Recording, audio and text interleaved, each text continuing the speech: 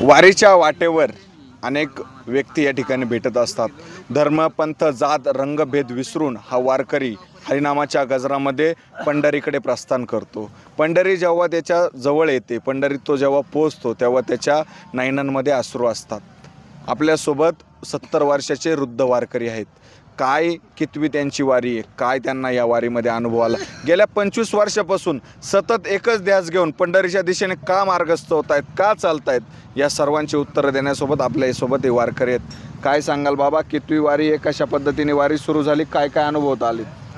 अनुभव असे आले, संत तुकाराम, संत ज्ञानेश्वर, संत निवृत्तीनाथ यांच्या काळापासून यांनी आपली पंढरीची वारी सुरू केली। हळूहळू त्या काळामध्ये 700 वर्ष, ज्ञानेश्वरांच्या काळाला 700 वर्ष होऊन गेले। आता 750 वर्षानंतर तुकारामाच्या काळाला 375 वर्षे झाले। चालू वर्षी त्यांचा महोत्सव आहे।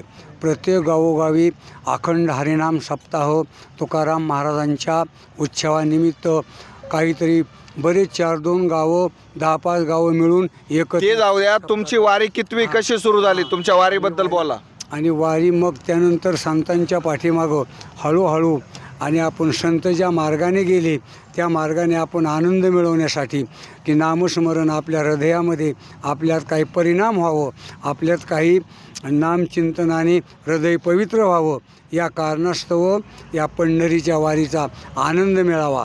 आणि वारी पुढे 1 महिनाभर आहे, तोपर्यंत जी आपली तळमळ असते पंढरीच्या वारीची, ही तळमळ आपल्या हृदयामध्ये निर्माण होती, आवड निर्माण होती। आवडीच्या उत्पन्नीच्या भारामध्ये कसला जरी वेळ संकट आलं तरी पंढरीला जावंच वाटतं।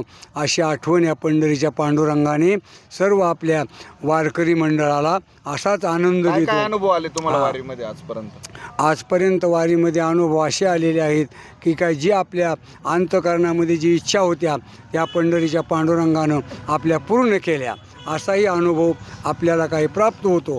आणि जे आपण ज्या वेळेला लहान होतो त्यावेळेपासून आतापर्यंत ज्या काही ज्ञानाची जे काही प्रकाश किरणे आहेत सूर्यकिरणासारखी, ते आपल्या अंतःकरणामध्ये प्रकाशित होतात।